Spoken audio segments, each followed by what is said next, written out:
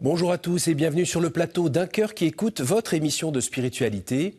Aujourd'hui, je vous invite à découvrir Charlotte Sins, qui vient de publier aux éditions Artege Le prix de la jubilation, au-delà de la douleur, de la maladie, l'espérance et la joie.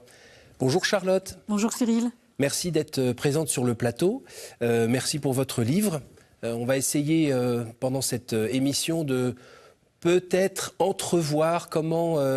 avec vous, on peut, malgré la douleur, malgré la souffrance parfois vraiment pointue, on peut cheminer dans l'espérance et dans la joie avec le Christ. Juste avant d'en parler, je vous invite à nous lire un extrait de texte de votre choix. C'est un extrait de François Rabelais, Pantagruel, chapitre 8. Selon le sage Salomon, sagesse n'entre pas en âme malveillante, et que science sans conscience n'est que ruine de l'âme.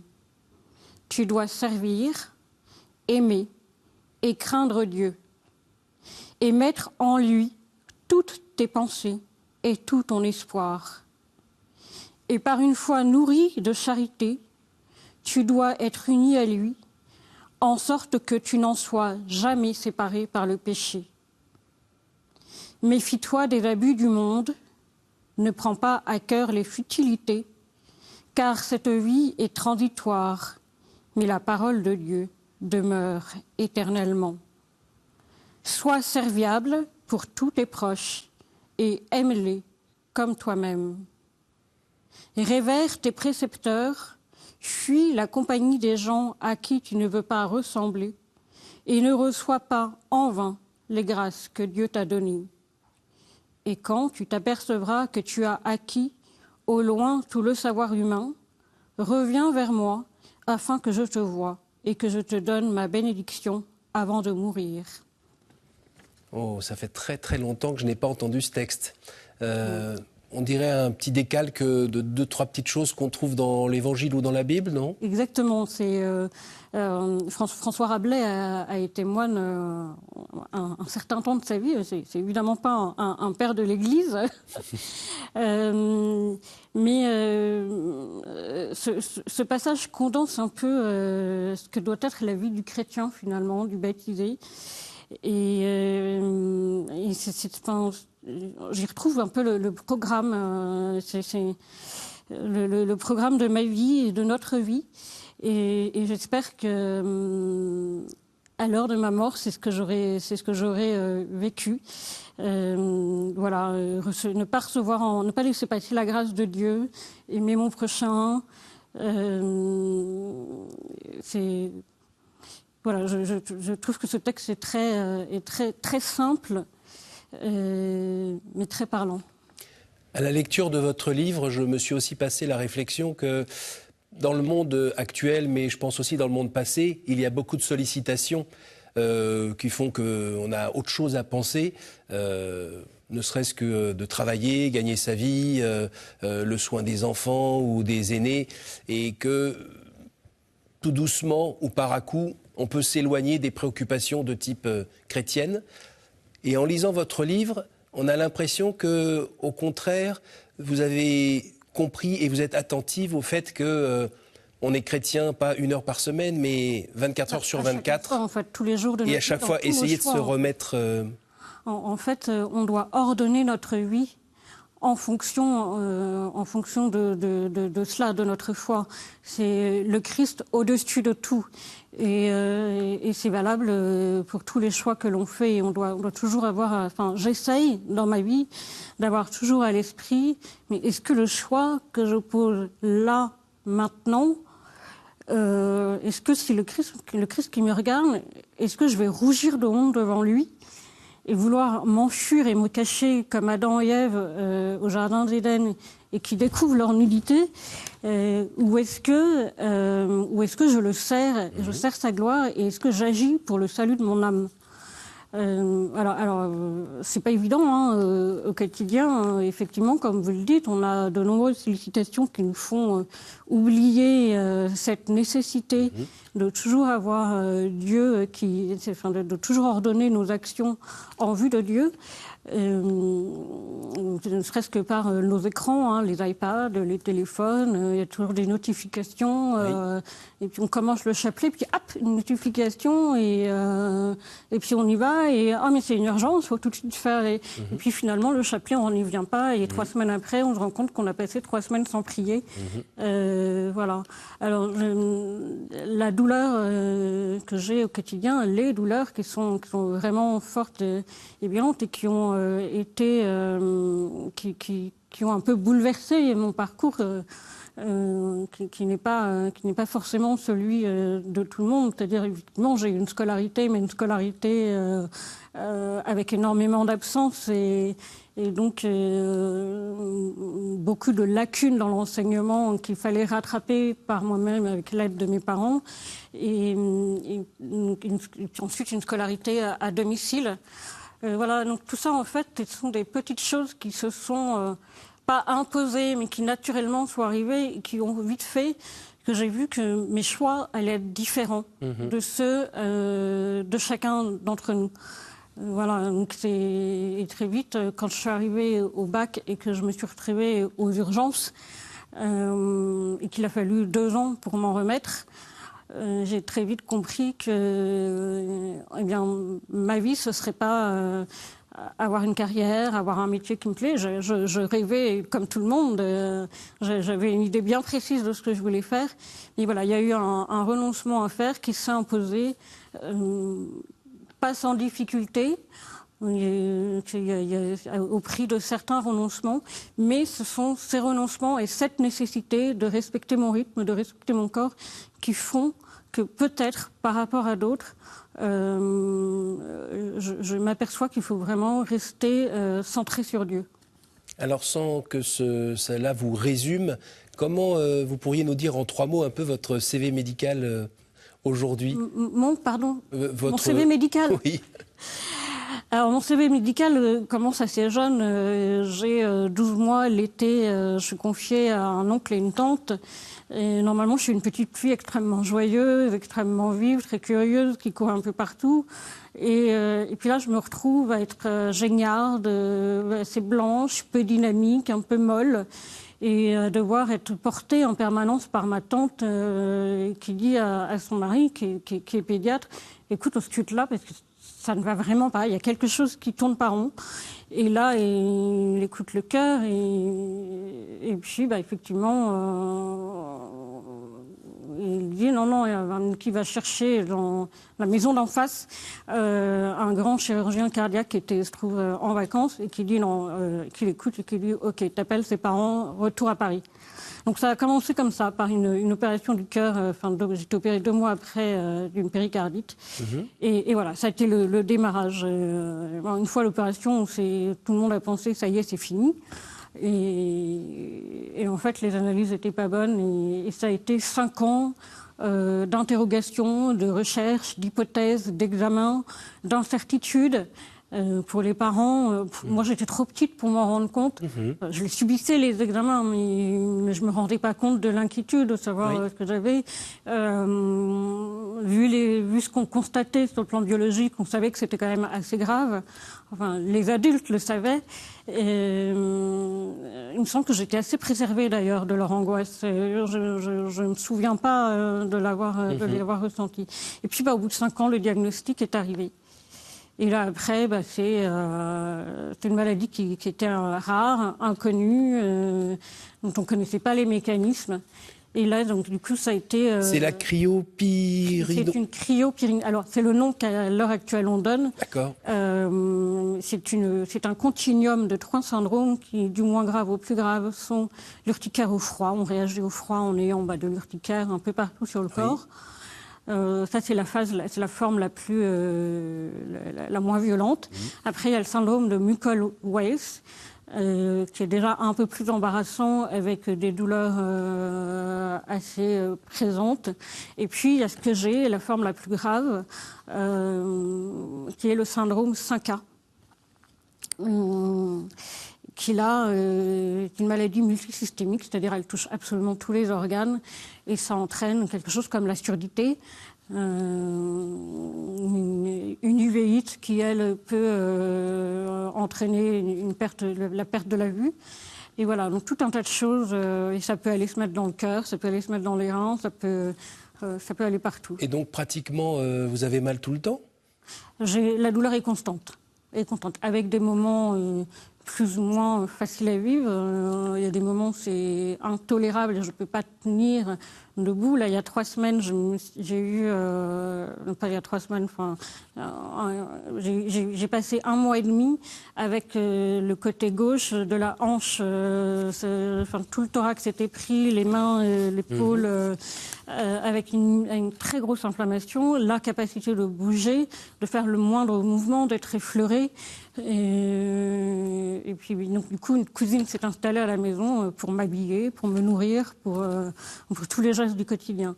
Donc voilà, il y a des moments qui sont extrêmement violents comme ça, qui durent 1 mois, 2 mois, 3 mois, ou seulement quelques jours. Et d'autres moments où la douleur est constante, elle est là, elle est présente, mais elle est suffisamment contrôlée par les antalgiques pour que j'arrive à vivre dans le quotidien. Et côté sommeil, c'est pas non plus très très performant ? Alors effectivement, j'en parle pas, je l'évoque pas dans le livre, mais je suis également atteinte par une hypersomnie centrale idiopathique. C'est une maladie qui donc touche effectivement le sommeil et qui rend le sommeil inefficace. J'ai pas de sommeil paradoxal, alors c'est celui où on récupère, les neurones se refait, enfin voilà. Et je ne dors pas ou presque pas la nuit, et j'ai des micro-endormissements dans la journée, n'importe où. Je peux en avoir un en vous parlant, voilà. Mais c'est à ne pas confondre avec une narcolepsie. Oui. Et voilà, c'est pas... Alors, dites-moi, moi je suis un bonhomme. Hein. Dès que j'ai un peu mal quelque part, le monde s'arrête de tourner. Comment vous faites ? Comment je fais ? Alors, avec le Christ. Vraiment le regard, c'est ce qui m'a depuis toujours beaucoup aidé, avec le regard fixé sur le crucifix et sur le Christ qui est sur sa croix. Et la douleur de ses mains, enfin, quand j'ai mal aux mains, je regarde les siennes qui ont été transpercées. Et il faut bien imaginer que ça a touché un nerf qui est extrêmement douloureux, ô combien plus douloureux que ce que je peux connaître, que ce qu'aucun d'entre nous ne pourra jamais connaître, alors que Dieu sait que j'ai des douleurs vraiment terribles. Il sait ce que je vis. Il a tout vécu. Même l'angoisse, même l'incertitude, même la peur de l'abandon. Il a vraiment tout vécu. Et qui mieux que lui peut me comprendre. Voilà, c'est vraiment... Je vis la douleur en m'unissant à la douleur du Christ sur la croix. Alors, qu'est-ce qui fait que c'est pas juste, on va dire, un postulat intellectuel, allez, un petit coup de méthode Coué Parce que c'est très incarné dans mon corps. Voilà, je peux pas la nier, cette douleur. Elle est là, elle est présente, omniprésente.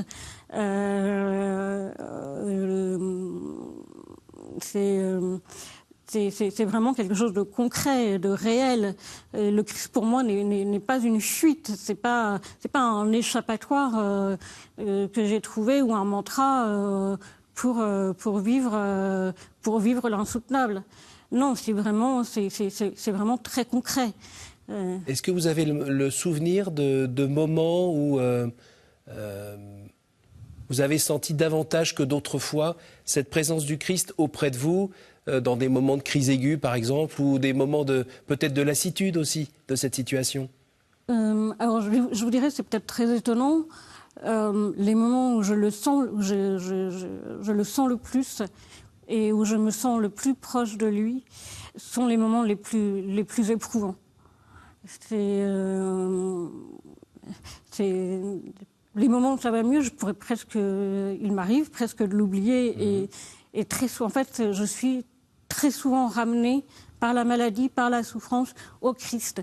C'est ce qu'on disait au début, tout me ramène à Dieu, au bon Dieu, et c'est vraiment charnel en fait. C'est pas une vue de l'esprit, c'est pas mon imaginaire.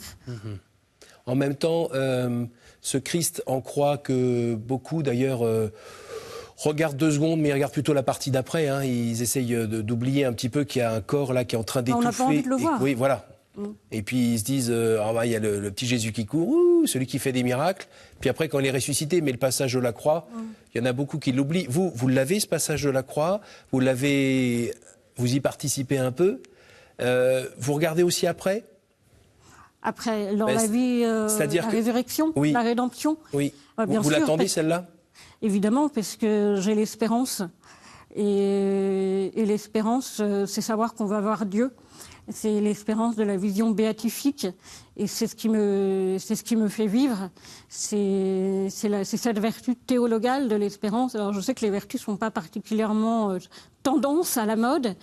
Et pourtant, ça vaut la peine de les cultiver. Parce que elles nous enseignent, elles nous apprennent à vivre.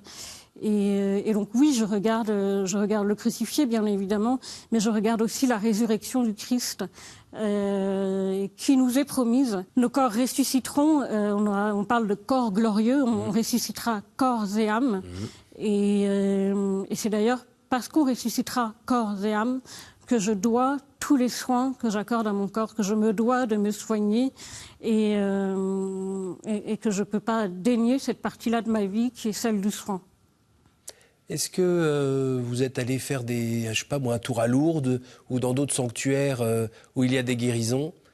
Alors bien sûr, Lourdes, j'y suis allée dès mes 2 ans. J'en ai pas de souvenir. C'était un oncle qui avait dit à mes parents « Allez hop, toute la famille à Lourdes ». Et voilà, donc ce premier pèlerinage, j'en ai pas de souvenir, mais je pense quand même que ça marque une petite fille. Et après, j'y suis retournée à plusieurs reprises, ou avec mes parents, ou seule, ou même à l'âge de 19 ans. Il y a eu le premier traitement qui a fonctionné pour me soulager, pour me traiter. Et et ma vie s'est mise à ne plus ressembler à ce qu'elle était avant. J'ai vraiment eu un avant, un après. Voilà, j'avais moins de douleur, j'avais plus d'autonomie, je pouvais faire plus de choses dans la journée. J'étais encore malade, hein, j'étais quand même assez rattrapée par ma maladie encore, mais c'était quand même nettement amélioré. Et du coup, je me suis dit, j'ai envie d'aller à Lourdes en tant qu'hospitalière, rendre grâce pour cet premier aboutissement de la recherche fondamentale, rendre grâce pour tous ces efforts on a mis des années, les chercheurs ont travaillé pendant des années, mais aujourd'hui, il y a un premier traitement avec un premier succès thérapeutique.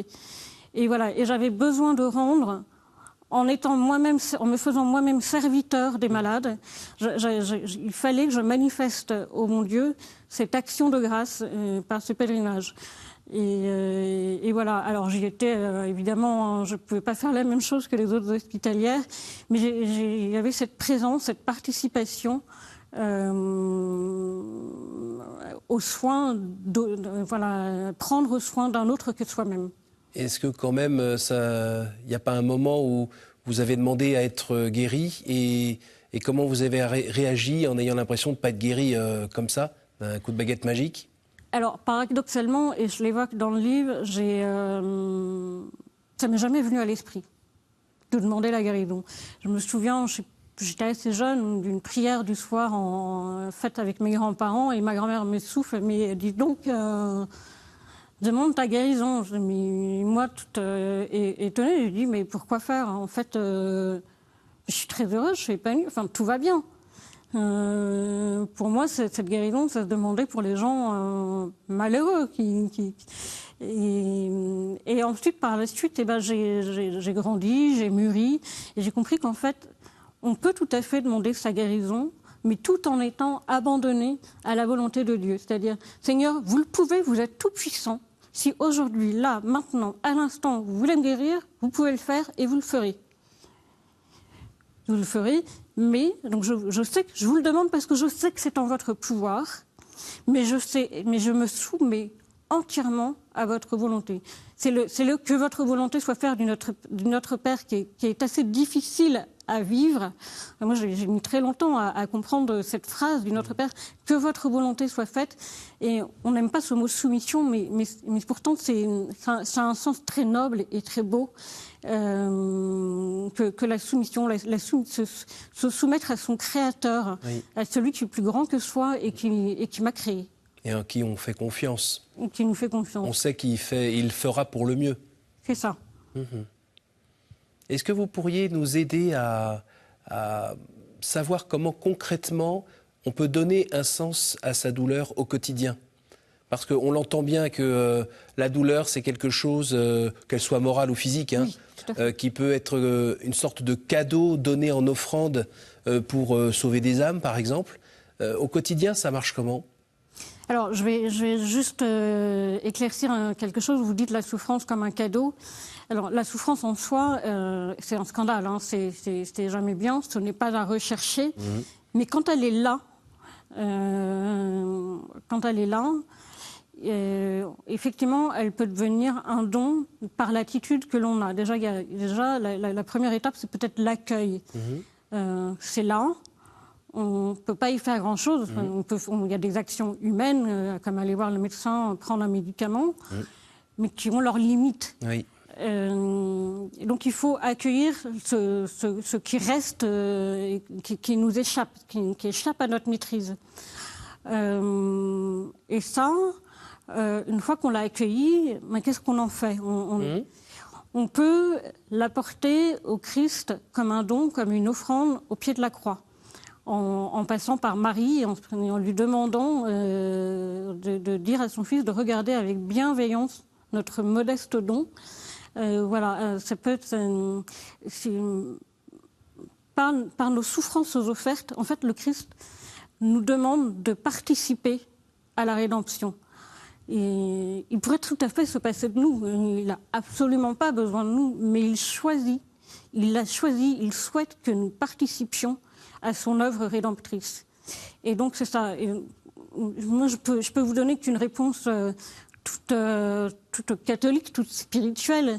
Peut-être que d'autres qui n'ont pas la foi ont une autre façon d'accepter et de donner un sens à la douleur. Oui. Mais vraiment le sens chrétien de la souffrance, de la maladie, c'est le sens de la souffrance offerte qui a une dimension salvifique. Salvifique, oui. Salvifique. Qui sauve. Voilà. Et tous les jours. Ah, tous les jours. Mais ça, il faut... c'est tous les jours.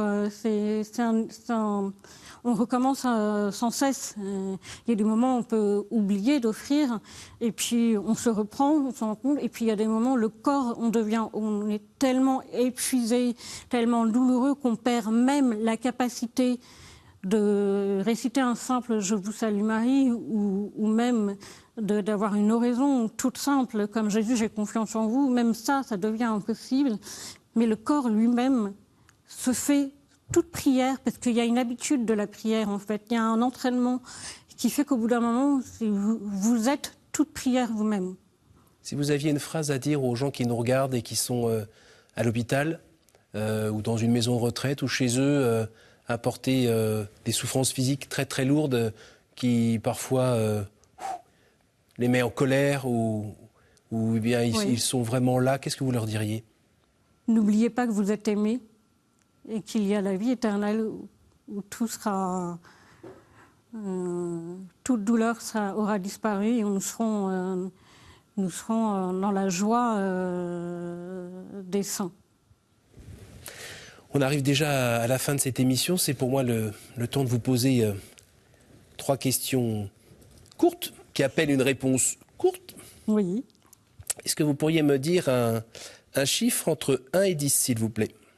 3, comme la Sainte Trinité. Quelle image vous faites-vous du paradis ? Je ne sais pas, voir Dieu en permanence, voir Dieu en tout temps. 4. Quelle est la pire idée fausse que l'on se fait sur Dieu, selon vous ? qu'il souhaite notre mal, que c'est lui qui nous envoie tout le mal qu'on vit, que ce soit les séismes, les guerres ou la maladie. Une dernière ? 9.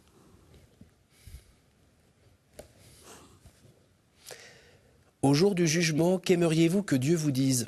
Tu m'as tant aimé. Merci beaucoup, Charlotte. Merci d'être venue, merci pour ce partage, merci pour votre joie. Merci. Merci à vous tous pour votre fidélité. Je vous rappelle le titre de ce livre, Le prix de la jubilation, au-delà de la douleur, de la maladie, l'espérance et la joie, paru aux éditions Artege. Vous pourrez retrouver cette émission sur notre site ktotv.com.